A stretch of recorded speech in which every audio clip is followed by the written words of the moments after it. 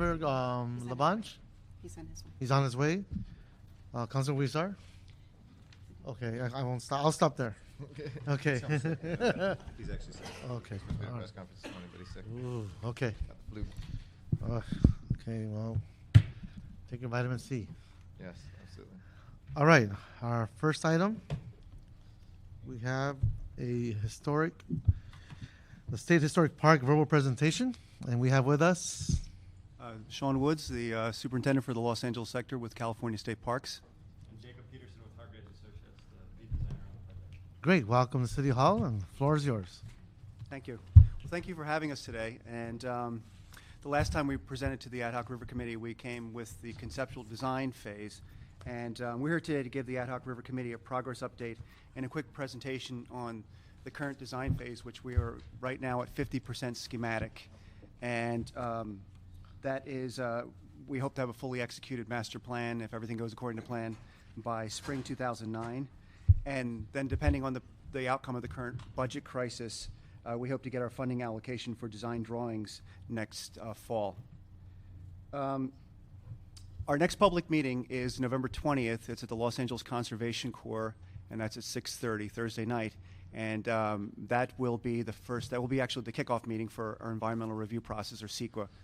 And actually, it's meeting number 62 since we began this process back in 2001. Just So, for the public record, what would be the address? Do you happen to have it? it's 1400 North Spring Street. Okay, good, Okay, and there's plenty of off-street parking. great. And the 50% schematic design phase is actually a distillation of all those public meetings that we've had since we acquired the site in 2001. And so we've tried to take all the public comments and ideas and forums that we've had and distill it into something that really meets the needs of our state mandate to provide parks of statewide significance while also meeting the needs of the local community. So Jacob is here today to give a quick overview of the current design. And I just wanted to mention, with regard to the Ad Hoc River Committee, that LA State Historic Park and Rio de Los Angeles were purchased with Prop $12. And the actual language in Prop 12 stated that these parks would be acquired for LA River Parkway projects. So it's always been our intent to connect LA State Historic Park to the river. We've been working diligently with your staff, Councilman Reyes, Right. to work on the MTA Midway Yard to get that connection and realize the vision for this park. So maybe we should send a copy of this presentation to Roger Snowball. Oh, just kidding, okay. All right. So with that, I'll turn the presentation over to Jacob. Yeah, and as Sean mentioned, we had just completed, last time we had a community presentation, our concept design phase, which is mostly focused on programming the types of activities and amenities that would be within the park. And since then, we've been working on putting those activities and amenities into physical form. And so today we come to talk about the making of the physical form of the park. And to create a park on a location with such critical cultural and historic significance to the city and to the region, we of course looked back at history. All of the photos on the perimeter of this slide show the conditions that existed on the site. Critically significant components are the turntable, which was the historic the historic nexus of the rail yard. This is where the locomotives were brought in, turned around on the turntable and stored in the roundhouse. That was kind of the most iconic piece of architecture on the site. The raised pedestrian bridge that brought employees across the rail yard from the elevated, higher elevation on Broadway down to Spring Street. You see the image of that here. The historic water wheel that people have been talking so much about over the past couple years.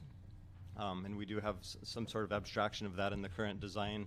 And the consolidation of linear architecture and of course the linear rail grain along Spring Street.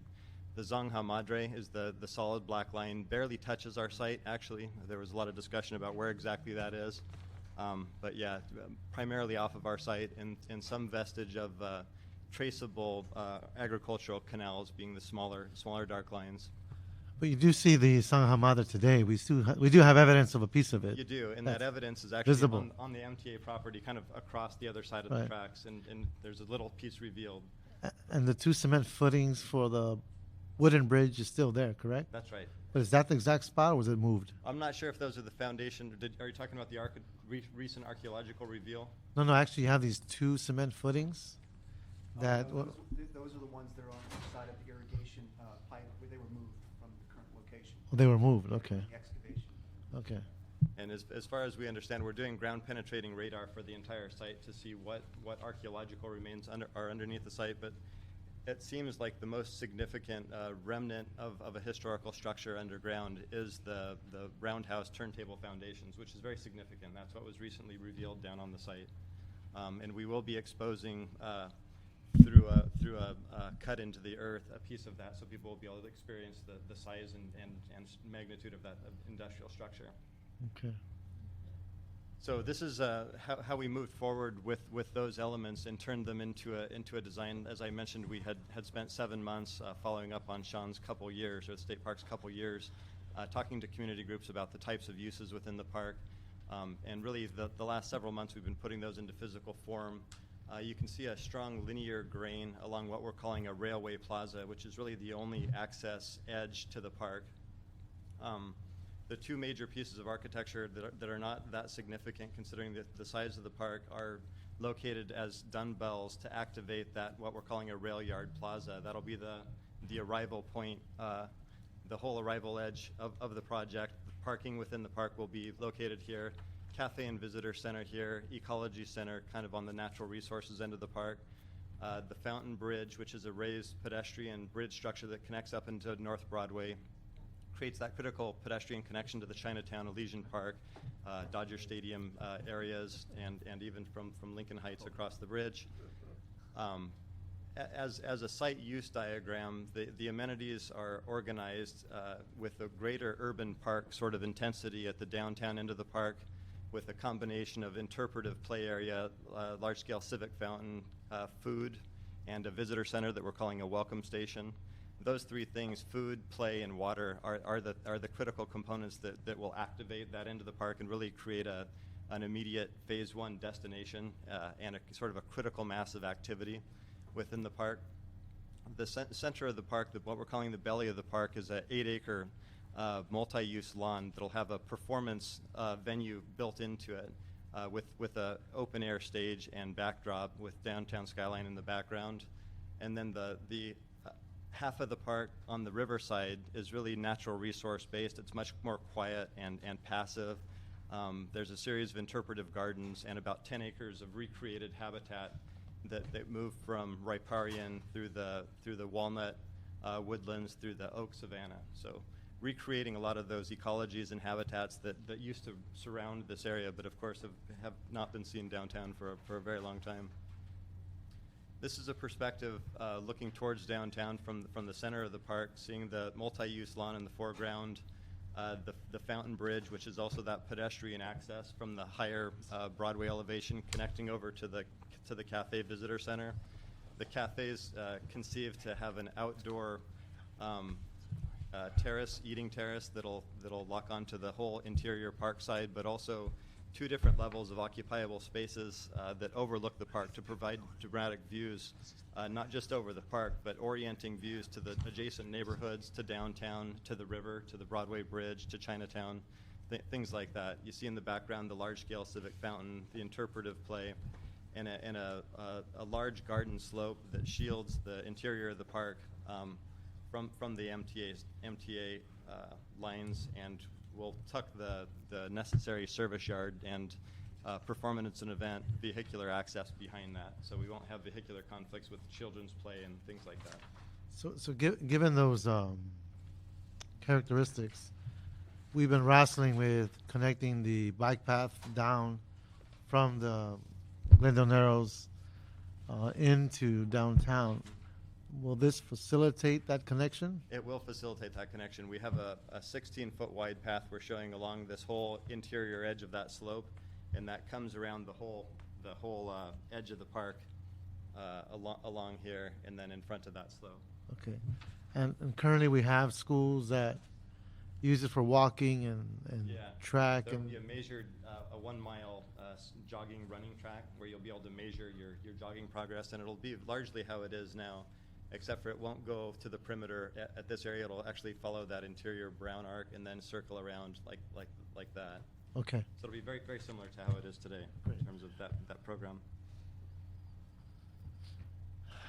So this is a concept image of the large civic fountain.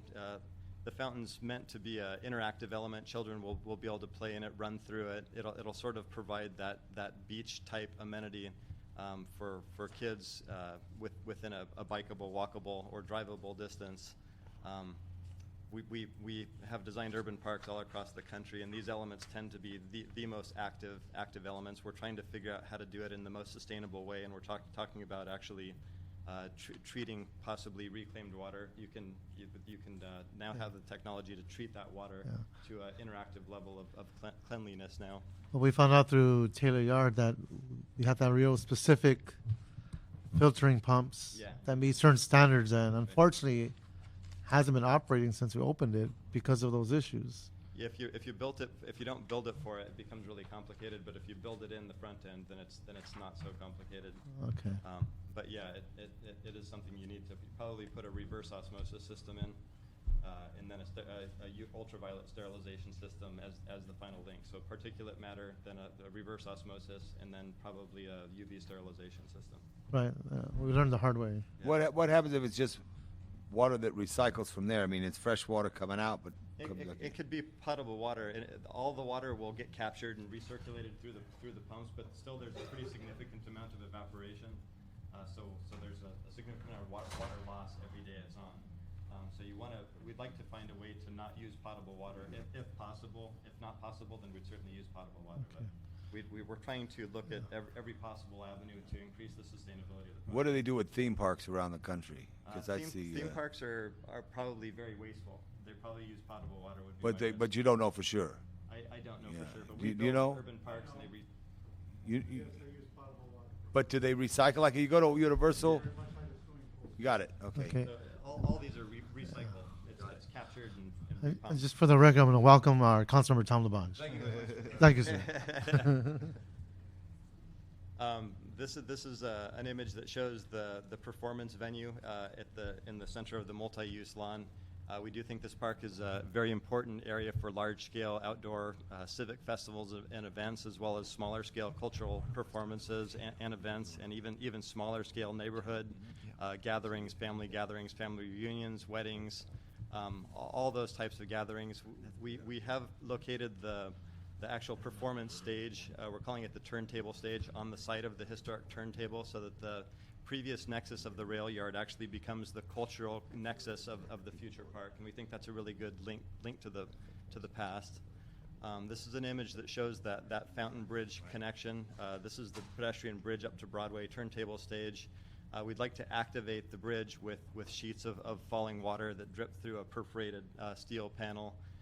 Another way for kids to interact with that. It's also could provide a screen for projection of light or theatrics during those civic festivals and events. Again, the performance venue is right next to this.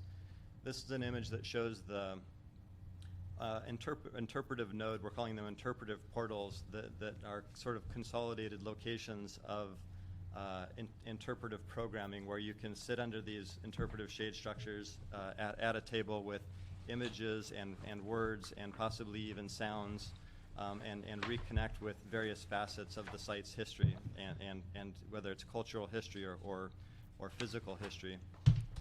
The image shows the linear grains of that rail yard plaza that pick up on the rail heritage of the site. You see downtown in the background, and this is one wall of the visitor center that we'd like to create a digital mosaic on, a digital mural, so that local artists and kids can draw things or paint things at a small scale, and they could be projected up onto the wall of the visitor center. Another good way to sort of make a dynamically changing building that's not static and really makes that cultural connection to the communities.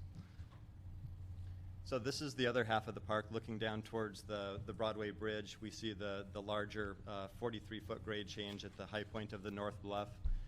This is the 10-acre, approximately 10-acre habitat zone that starts off with a small piece of standing water, actually not restored, but recreated riparian habitat that creates a strong reference to the LA River edge. Even though we can't make that physical connection in the immediate term, we want people to understand that this is going to make that connection in the future, and we'd like to start the habitat along that edge right now, transitioning to walnut, and then oak savanna habitat, with a series of interpretive gardens set within that. Those are the elliptical objects that you see set within that habitat matrix. The interpretive gardens tell the story of man's interaction with the land through plant materials over time. So it's like a land use history through plant materials. So the first couple gardens remake the LA River habitat, and they're LA River habitat gardens. Hyper Nature Garden, the second three gardens focus on the agricultural history of the site, from early settlement to row crops to industrial agricultural tree groves. And then the third ones move into man's current stage of interaction with nature, which is really to control for cultural reasons, to create beauty and meaning with plant materials. So both the habitat field transitioning from the riverside and the interpretive gardens tell a strong story. Within the heart of this more passive end of the park is an ecology center, which again will be another significant educational facility that will focus on teaching responsible interaction with your surroundings. It's going to focus on urban ecology probably. We're still working on the theming and the content of it, but it will teach the nature of decisions and choices, and how your choices impact the world from the broader regional scale to the watershed scale. Like, do you channelize a river that's flooding? Do you not channelize it and not develop next to it? Things like that will really that'll allow people to learn about their community through the venue of this specific site, which will be really interesting. And the site does have a lot to teach about ecology and responsible decision making, particularly with the LA River right next to it. Okay. This is an image that shows one of those agricultural gardens. We're calling this interactive agriculture gardens. Kids would actually be able to plant vegetables, help harvest, winnow seeds. Possibly some of the vegetables and crops that are grown here could be served in the restaurant in the ecology center. This is an image of the habitat area with the ecology in the background, restored riparian habitat. And don't get me wrong, this is great material, but we have many more slides? No. Okay. So this is the last couple slides. Okay. The connection to the river is fundamentally important. The orange dotted line indicates where our current property line is. This is the MTA Triangle property, the concrete river channel.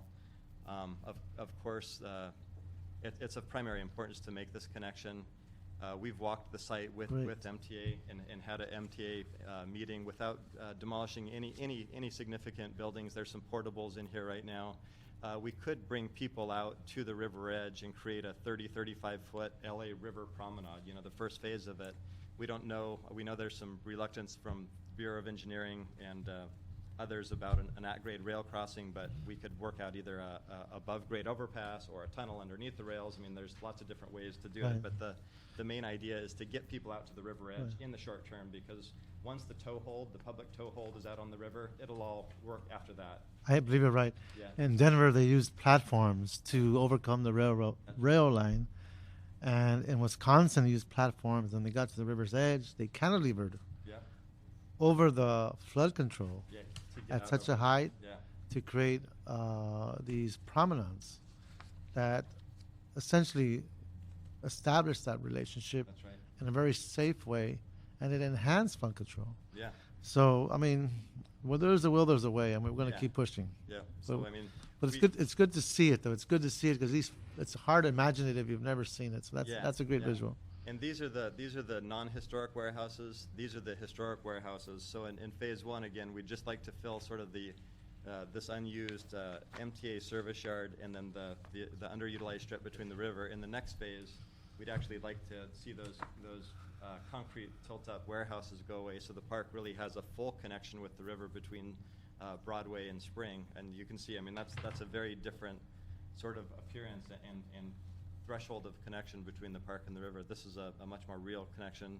And then in the long term, what we'd of course like to see is the land actually, the rail tresselized, so we're not changing the level of the rail, but actually sloping the land underneath the rail and dechannelizing this river edge, so people can actually come down and engage with the actual river edge, and you don't need to fly up over the rail or to create an at-grade crossing. That's even better. So we'd like to see that happen in the long-term future. We talked to the Corps of Engineers about this. There's some water velocity issues in the short term, but we'd like to just make sure everybody keeps their eye on the long-term vision, if it's at all possible. Other cities have done it. There's no reason why we can't. Okay. So, All right. You been to Berlin at all? See what they did there? If you get a chance, go to Berlin, especially the part that was old in East Berlin and how they put life to it. The next thing, one of the most important values I have for that park, to connect it to Elysian Park somehow in some dramatic way. I know we needed housing, and there was a housing built that really was right in the prime, most important housing, but it was in the prime view of this parcel. But is there any Still vision? hurts, Thomas. Still Yeah, hurts. I know. Sorry. We talked about that at Nick's 15 years ago. Is there any connection from this property to Elysian, and then it brings Elysian down into this? The midway, for us, the midway yard would be one of strategic points, and maybe somehow connecting with this. There's a roadway that comes up from that area that might lend itself, but we have PUC issues with the gold line and all that good stuff. I mean, we have been talking with Claire Bowen, who's working on the Cornfields Arroyo Seco specific plan, about the possibility of writing into the plan an easement here for a pedestrian bridge. The Elysian main gates are right here. Right. So we would like to at least set aside an easement in case the money's ever available to create a pedestrian bridge that comes down right to this end of the park that could actually maybe even fly over the rail and get you down on the other side of the rail, which might make some sense. Because then you could kill two birds with one stone. If you look through the columns of the Buena Vista Bridge right there, North Mulberry Bridge, you line up perfectly symmetrically with downtown. So I just think it's something to look at. But you got it. No, we totally support that, and we've been talking with Claire about that. So Great. we'd like to see that happen. Again, thank you very much. It's great to see the future. And for property owners, this is wishful thinking. At this moment, these are plans we're working on, and we're working with the state. Great job, Sean and yourself. Thank you so much. Any questions, any comments? Just real quick, do you have any ballpark about what this sort of a plan would cost in today dollar terms?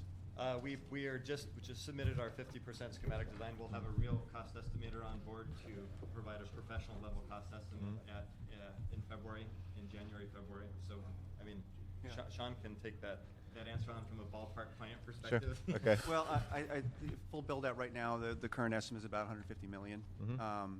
But we're mindful of the current fiscal environment. Sure. The State Parks Foundation, Sarah Feldman is here today. They're actually embarking upon a capital campaign for us. And we have a significant allocation from Prop 84 as seed money, and this park will obviously be phased in. Yeah, of course. And that's the caveat to that 150 million is it does include a lot of improvements off of our property. You know, like the pedestrian bridge up here. You know, everybody knows that's off of our property. We'd like to see it happen. We'd like to be a partner in that, but we think that we're probably just one partner. Right now, we're carrying the entire cost. Right. The underutilized right-of-way within Spring and Baker Streets, we're carrying that in our cost, and we're also carrying some money for the river extension. So. Well, we feel your pain. Thank you. We're all there. Okay. Anybody else? Public comment? Okay. Seeing none. Item number 2. Item number 2 is a verbal presentation from the Los Angeles Riverkeepers. Okay. Riverkeepers. All right. Good afternoon, sir. Please give us your name.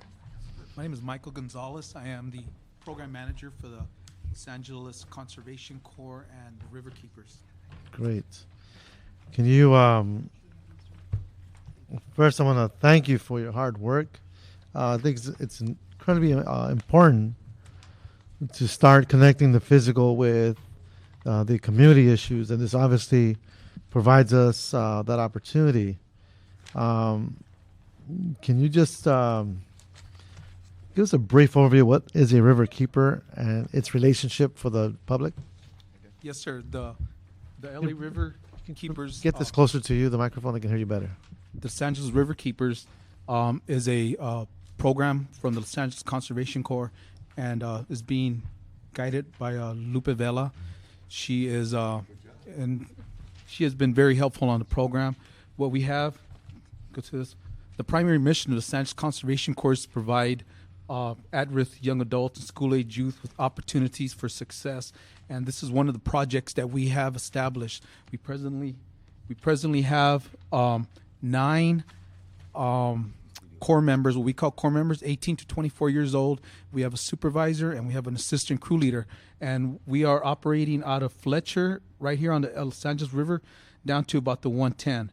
And what we do there is we do the maintenance of the storm drains, the graffiti removal, and work on some of the invasive plants. We've also been working on some of the pocket parks that are along the area as well. From the project start date of July 21st, the work day is a Tuesday through Saturday. The team consists of those people I just spoke about. Since its start date, we've accumulated approximately 4,275 bags, which add in total poundage to over 100,000 pounds of trash that has been removed from the LA River. And the coastal communities, thank you for that. Oh, and we've got some pretty dramatic photos coming up that you'll see what we've been doing. Part of the actual program is to provide an educational component for the youth or the young adults, and we've done that through taking several tours, trainings, presentations by the Army Corps of Engineers, visits to various other river parkways, Balboa River Museum, the Theodore Payne nurseries, and there's also plans to continue. They focus on education about one day out of the work week. We've also participated in several events along the river, which LACC's Bring Your Parents to Work Day, the Deloitte River Cleanup at Marsh Park, FOLAR special events out of Taylor Yard, Northeast Trees events out of Rio de Los Angeles, and along with Friends of Atwater at Red Car Park, which we've also done some work up there. This is what the drains look like when we get to them. This is the one portal, and this is what it looks like when we've completed our mission there.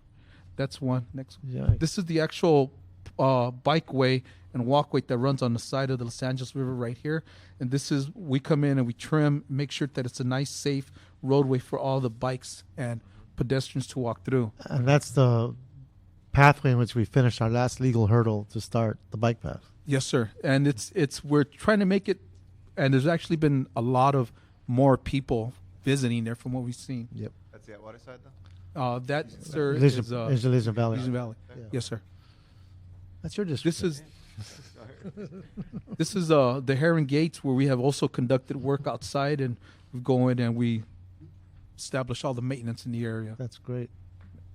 This is some of the illegal dumping that goes on the cul-de-sacs of the river itself, the various streets that lead out there. We go in and we remove all this before it actually goes into the LA River, which is right behind it right there. This is some of our crew at work, and this is what the conditions look like, and this is what we leave it, how we leave it when we leave. This, believe it or not, is this drain. This was a homeless encampment where you can see that this actual drain comes in through here. If I think if we weren't out there, this would eventually wash through. This ends at one of those drain pipes that go into it as well. We've also done some work on removing the actual trees and the high vegetation that has come in onto the drains that come in from the actual city into here. This is the outside of that drain. When we went in, it was up to trash and some soot and various other baskets and stuff that falls down in there. And this is the opposite side of that portion there that we've gone through. So these areas are also, as you can see, are all have the trash and the vegetation. We go in and we clear them out.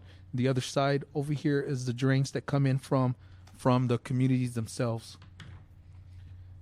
This again is one of the encampments that we ran into where the drains, as you can see, there's no way for the water to flow down there. So then that's where you create the flooding on the other side. This is another area that we've come in and it's had just built there. Don't know how long it's been there. We're just going from one portal to the next. Isn't the city's maintenance yard near there? Doris Place? It's on the north end of it. Yes. I just want to point the irony of that. Okay. Yes, sir. So as you can see, we got The through. irony of that is, Ed, is they're responsible for the drain at the street. See, and the irony is that they should be responsible all the way to the end. Don't get mad, Tom. I'm just pointing it out. And I know. okay, next. As you can see, there's some illegal dumping. This was on Ripple. The LA River is right here.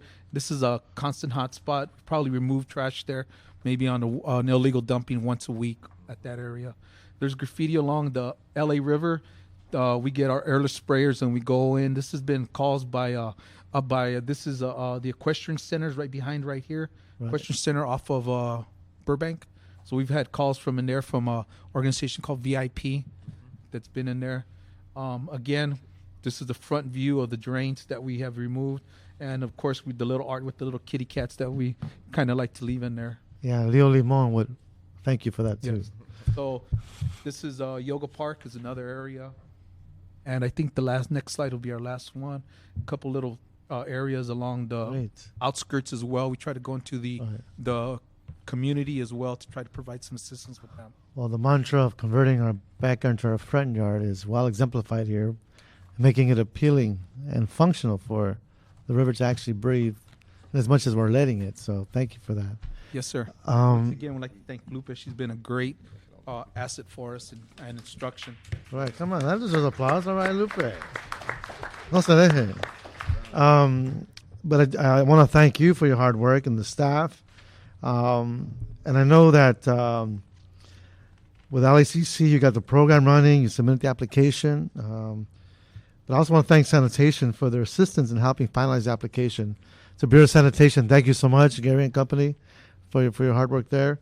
And this is a good example of we can continue these partnerships where we actually accentuate not only the physical form, but the community quality of life and connecting young folks into this whole process, the whole system, and actually hopefully create a new generation of advocates in working these environmental issues and these physical issues in such a way where we enhance our environment. So I want to thank you for that.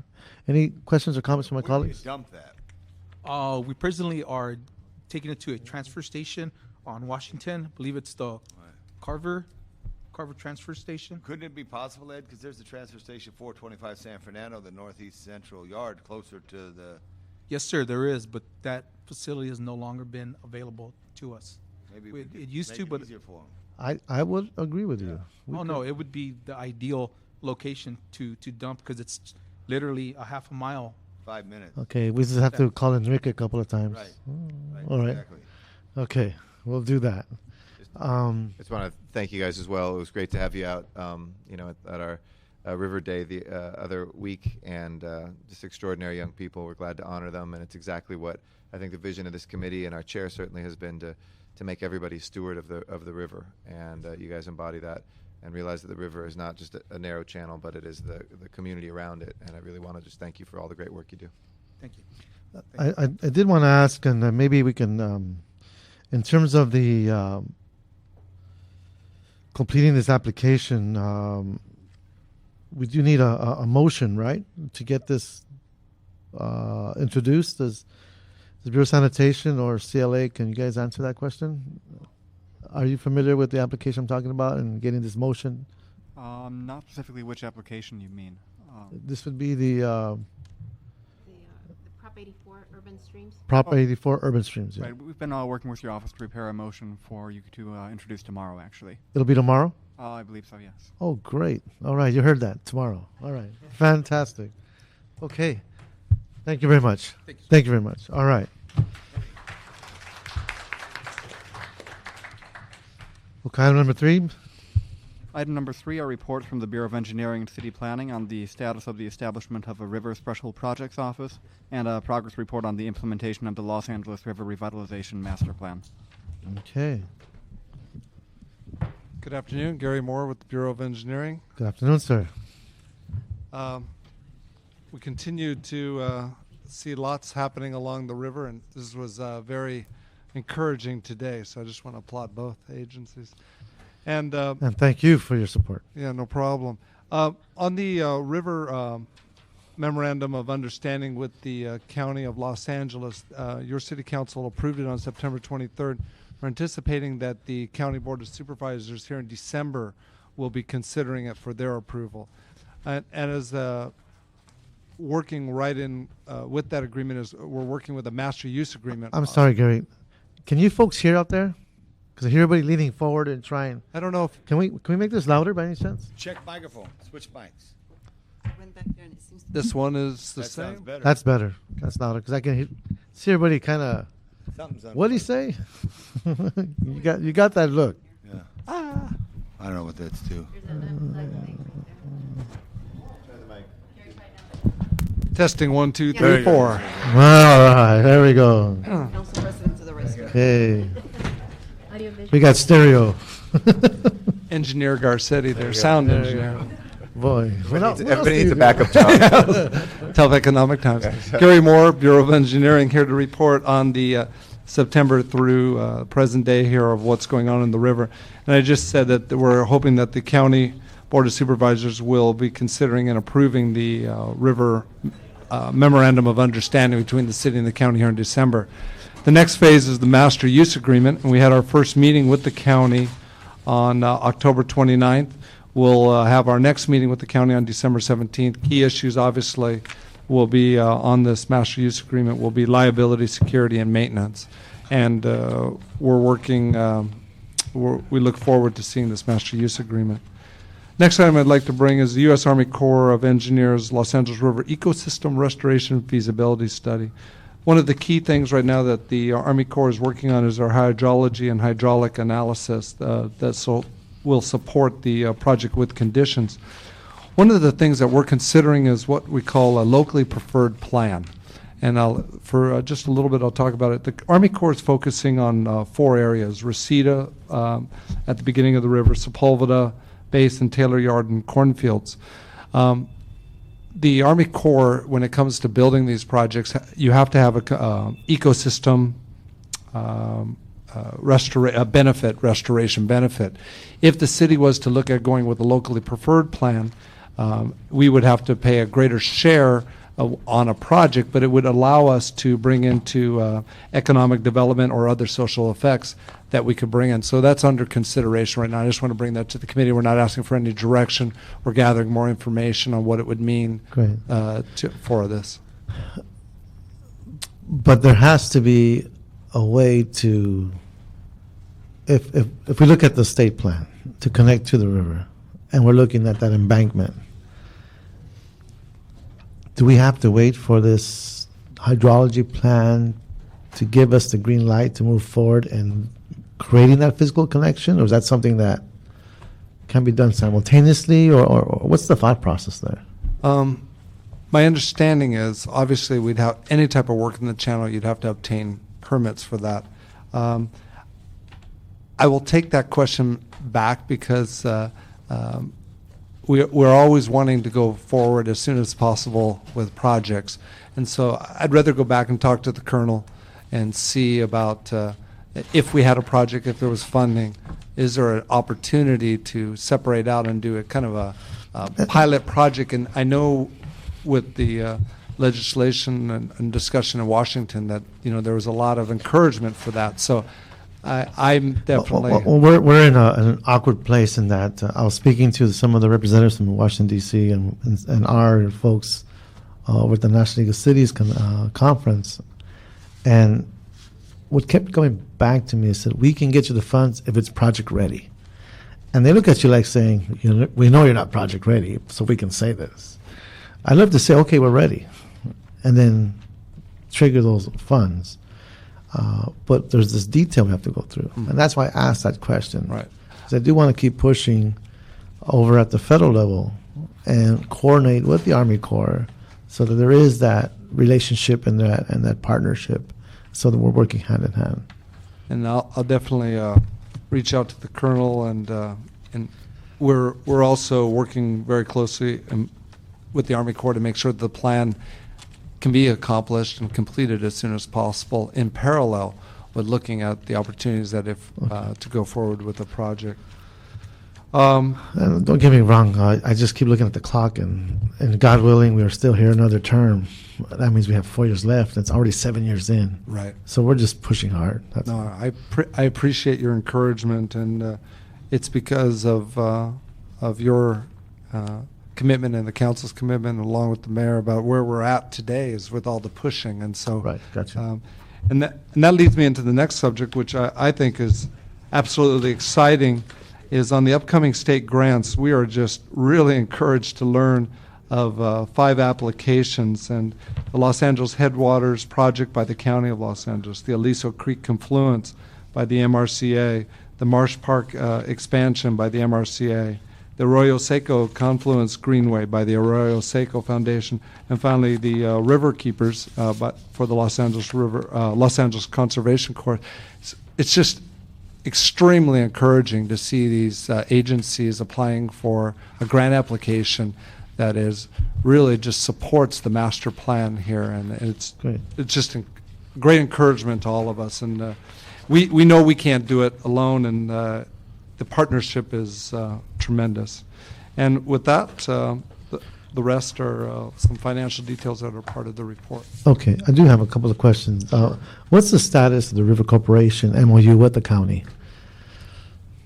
Right now, Carol, you want to, on the River Corporation with the, I know that the CRA is the lead on that.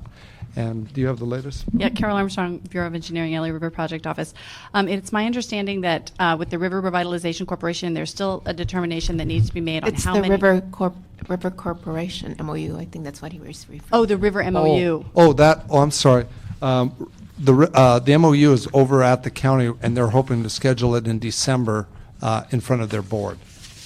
Okay, so should We have transmitted it to them, and they've told us that it'll be scheduled for their board in December. if we can support you in that effort with the supervisors, let us know. If it's a board meeting, Yeah, I will take you up on that, and I'll. if it doesn't hurt to be there, I'd like to support it. Oh, great. We would definitely. We were planning on notifying you as soon as we Okay, know, great. and we'll follow through on that. Sorry. Okay, no problem. The other question is given the upcoming application cycles, have we started to prioritize projects in terms of funding? In terms of Yes, and that's why we're so encouraged by what we're seeing with these 5 applications for projects that are part of the master plan by these agencies. There was some consideration given to a couple of other projects, and working with the Bureau of Sanitation, those projects did not go forward, the Liso Lime Kiln and the Grand Canal in CD11, but those two we did not go forward. So the city in this round, because we previously applied, we did not in this round. and in terms of the upcoming integrated regional water management plan, have we updated the river projects there? Yes, we have. When the City Council approved the priority project list last September, all of those projects have been added to the IRWIMP database. Great. And then just last but not least, in terms of the Spanish translation of our river brochure, is that available yet? It is actually over at Piper Tech, and it will be printed. We're expecting within a month. Great. We're ready to go ahead though and put it up on the website. No, not yet. Okay, but we'll work. Okay. It seems like if we're at the printer, we could. It helps us when we're working with the small mom and pop Right. stores, and we're trying to convince them to use canvas bags instead of plastic bags, and we use this brochure as a way for them to understand the relation between the trash and debris and the plastic bags. I mean, it's all connected, and this helps create that visual, especially for the Spanish-speaking communities. That's Absolutely. density is so high around the river. It's good to keep them informed in that river. Okay. Any questions, my colleagues? I agree with the priority, and Ed, I know I spoke with you in the past in many other areas of the river. Unfortunately, because of the natural development of the river through Griffith Park area, it is kind of passable in the sense of things. I want other people to share in that accessibility. Is there any way to say of the core areas, is there any way to say that, because you all like to be able to express good, but there has been progress made with the bikeway, has been progress made with access. We have Sunny Nook Park potential. We have a North Atwater Park potential in these areas here.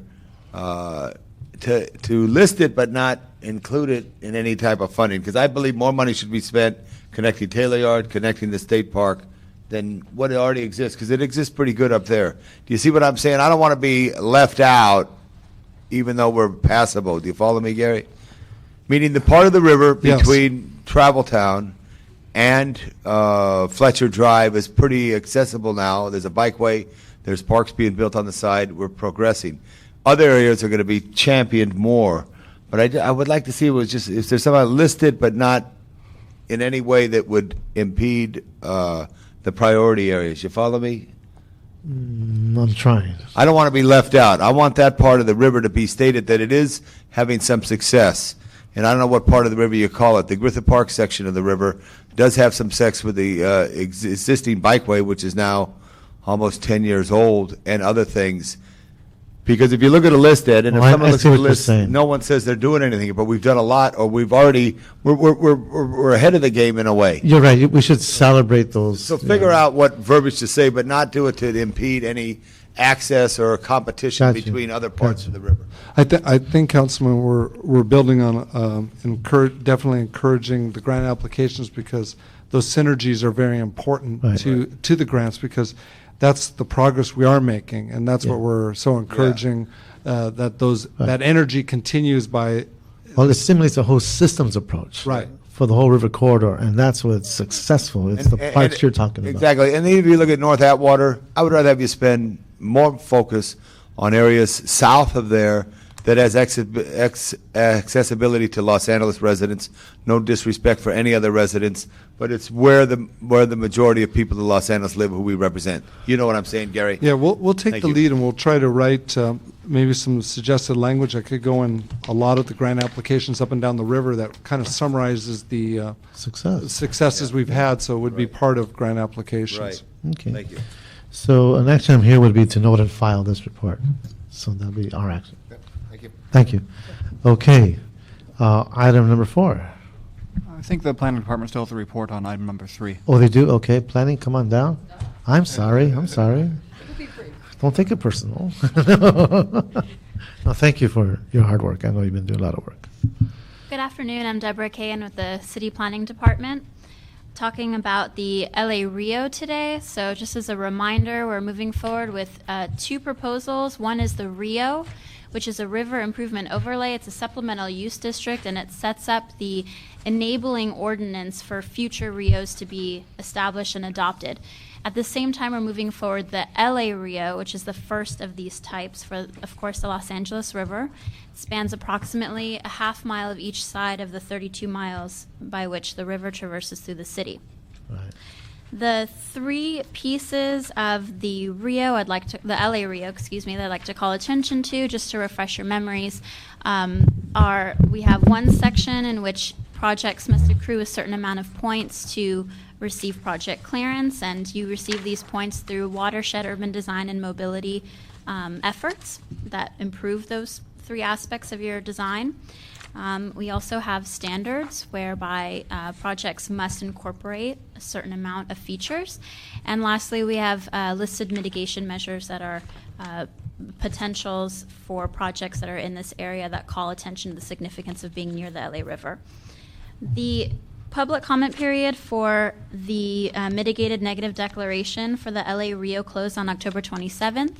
We received thoughtful comments. We're currently reviewing and incorporating those into our reports, and as we move forward, we will be having our public hearings for the LA Rio and the Rio on December 12th and December 15th.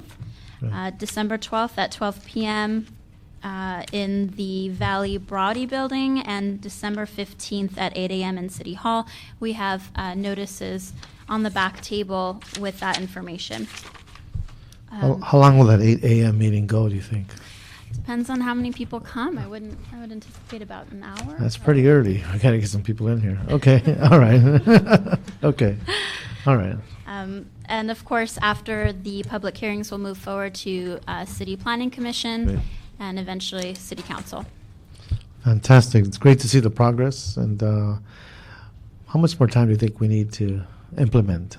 How many more public hearings do we need? Well, once we finish the public hearings in December, we'll go to Planning Commission. We're hoping to be the Planning Commission hearing and our meeting on January 8th, and then we'll move to Council. So Great. we're very close to We look seeing forward to scheduling it in Plum.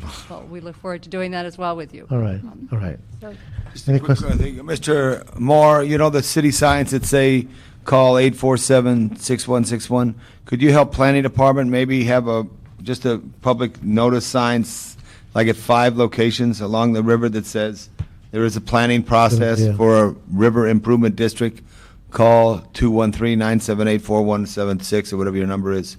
and say that like you do with the projects there. That way you put it out there. Maybe no one will call, but you take a picture of it and say it's been posted there, and then people, because the last time Good job. there's horrific backlash that no one knew. Right.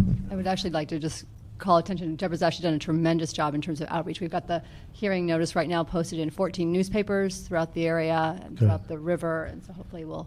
So we have proof. But you can never do enough. So I think. but you're yeah. going to, did you do the neighborhood councils too?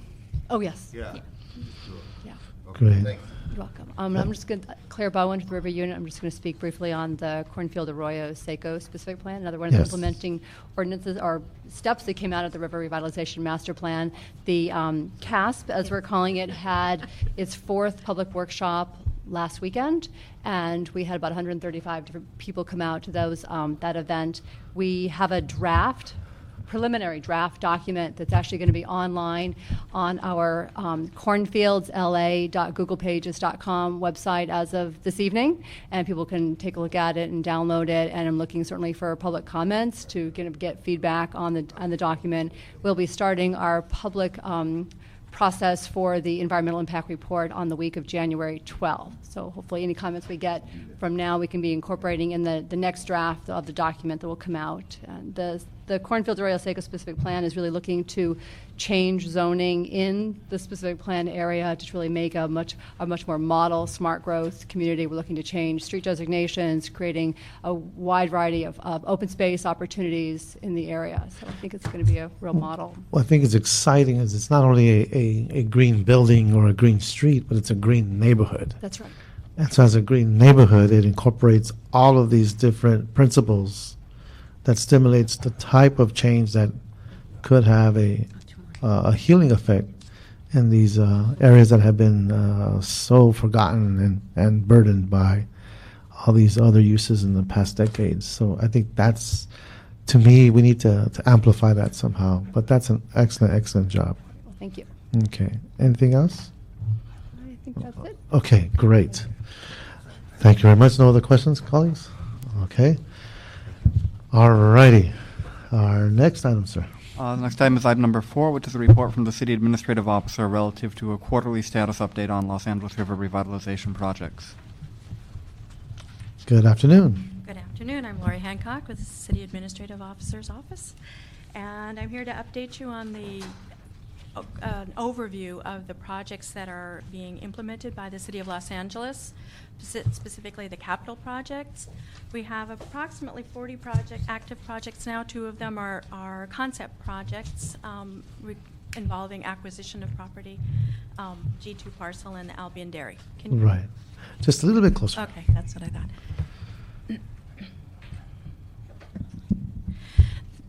There are about $823 million worth of projects that the city is implementing currently. $48 million is anticipated to be spent this year. Okay. The projects include bridges and water quality projects, parks, bikeways, and several acquisition projects. And information in this report has been gathered from the various departments that are implementing the projects. So it's coming from Bureau of Engineering, Sanitation, Transportation, and Department of Water and Power. Okay. So basically, it provides a listing of the specific projects, their funding, and just an overview of what's expected to be spent Right. this year. I think what's critical is that there's real work and real money being spent on the river corridor, and it's not the biggest splash that some people would like to see happen overnight, but it's happening, which is very important. In terms of this analysis being part of the budget, are we going to have the river budget page given the budget season that is beginning, so we can illustrate and have this within the budget report? Well, it's included in the CIEP component. Okay. So it is in the current printed budget now. The funding for these projects are housed in other areas, but it is for informational purposes. The whole picture is included in the budget. Right, but just to be clear, I understand it is in the budget report, Mm-hmm. but is it on an LA River budget page where you don't have to go through the report to identify all these different river Yes, projects? in the capital improvements component. Okay. There is a page that says informational purposes. It's LA River. Beautiful. And it actually looks very similar to what's in my report here. Fantastic. Okay. So it does list it, and it gives it a line item that 800 and, I think the number is a little bit different from last, Okay. that was reported in the last budget. But it gives that whole chunk of change in there that is being dedicated to river-related projects. Fantastic. Councilman? No, Okay. full speed ahead. All right. So thank you so much. Thank you, Lord, for your work. Okay. And that we can note and file as well. And item number 5, our last item. Item number 5 is motion Garcetti Reyes Gruel, instructing the Bureau of Engineering to prepare a report with short and long-term recommendations to address safety, liability, and water quality concerns, including consistent policies that balance the needs of the river environment, such as wildlife and conservation, with human enjoyment of the LA River. Okay. Gary Moore with the Bureau of Engineering. We greatly appreciated that you gave us 60 days to prepare this report, and we are working on it. And one of the things that we'll be doing also is receiving input at the River Update meeting, which is scheduled for December 4th, and that will be held at the Metropolitan Water District near Union Station. So we'll have a report to you for your January meeting. Have we learned anything so far? Can you give us a tickler? No. Yeah. What? He's not that kind of city engineer. Honestly, it's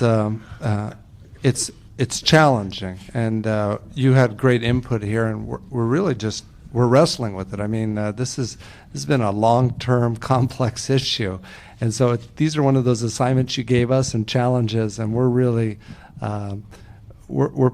we're not ready with the draft report yet. It is just really searching about how we're. Are there ways to look at other rivers as they matured? I mean, when Tempe did their river, they had to deal with rubber dams. They created a whole new facade, and they actually engineered a whole new structure. Right. When we went to Milwaukee, Wisconsin, they did the same thing. I mean, do we have folks researching what other states and cities have done in the United States? We wrestled with these issues. If we haven't, we will to get some of that information for you. I guess the thing is that we'll come back with a recommendation and try to stay out of the. There's a lot of jurisdictional issues, and I guess we'll come up with more of a plan, and then we'll figure out how to implement the plan, like you're saying here. Because I think that's part of the challenge that we're wrestling with is, there's the county and the Army Corps, and regulate, but we'll come up with a more. But we are asking them for their input in this, correct? We will if we have not. Yes, the answer is yes. Okay. We've been in contact with them. Great. Yes. That's your Army Corps rep saying yes, so that's yes. cool. Yes. All right. Okay. Any comments? No, I just would say if you called any state that's on the Mississippi, and they said, "What do you do when someone falls in the river? Do they sue you?" They probably have a whole different approach to it because we've always had fences up and no trespassing. So you're going to go through this whole period there. I think it is one thing we have to be cautious of because all we need is a horrible, like some city departments that have some challenges, multi-million-dollar suit that comes to halt what all good we're trying to do. So we have to be broad. Right. We have to figure out how we do it right. You also may want to check with the LA County Beaches and Harbors or LA County itself, because LA County has waterways in Santa Fe Dam and other locations that they may deal with that issue and see if there's any local help. I do know there's more litigious action in our community on anything that happens, and this is something I think we have to really get straight in what we want to do and how it balances out. I think the interesting question, too, is we're talking about reclaimed water now, and we could probably use a lot of that Tillman water, and we could use a lot of that Glendale, Los Angeles water, but that would take away from the natural 100 million gallon a day flow into the river right now. So that causes another ecological challenge. So there's some things that we really have to look at that make sense. We want a certain amount of normal flow from our treatment plants to constantly be in the river as it is. And I do know that, and just for the sake, and I want to address the audience here, is that we were trying to put together a report for short-term and long-term to get recommendations to address safety, liability, and water quality concerns, including consistent policies that balance the needs of the river environment, such as wildlife and conservation, with human enjoyment of the river. So, folks in the audience, if there's any information that you might be able to share with our Bureau of Engineering, we would appreciate that, because there's many experts out there. Many of you have different levels of experience in engaging the river. I think that would help out our city family in terms of establishing an approach that will help us, the EPA, and also in terms of evaluating the jurisdiction of navigability. So again, all that begins to work together, and it's something I'm sure our city family would appreciate for those of you who are out there that have that type of experience. Hey, Mr. Chair, is there a river? You know how in your committee you have a planning city attorney? Do we have a river city attorney yet? No, but we will soon, I imagine. And I think they should visit with county council, because our biggest struggle may be with the county of Los Angeles as opposed to the Corps. The Corps has models they probably use across the country that's probably the same in every jurisdiction, because it's the United States government and we're subordinate to them. But the county, I think, would be something to look at, and also look at how many suits they've had, you know, in the last 20 years, 25 years. Yeah, Okay. I can tell you with the county on the river use agreements that we've done recently, I know the county, we've had to accept the responsibility and liability for projects that we've built along the river. So I know liability is a big issue. Okay, well, thank you. Thank you so much, Gary. That concludes item 5, and I'll be asking for public comment. I just want to make some announcements before we go there. One is that as you know, EPA Region 9 office is still seeking input on the jurisdiction and navigability of the Los Angeles River. We have a summary sheet in the back that provides a background and outlines the type of information needed to make the determinations. So again, summary sheets are in the back for your review. As been stated, State Historic Park meeting. We'll be providing an update on the park progress on November 20th. The River Unit of the city's planning department, as you heard, is coordinating 2 meetings on the River Overlay Zone on December 10th and 15th. And again, the flyers are in the back. The Bureau of Engineering River Office is organizing the quarterly river update meeting and is scheduled for December 4th. And this meeting updates the public on all river matters, and also flyers are in the back. Our next Ad Hoc River Committee is scheduled for January 12th. And with that, do you have any cards for public comment? No cards? No one wants to speak on public comment? Wow, all right. This meeting is adjourned.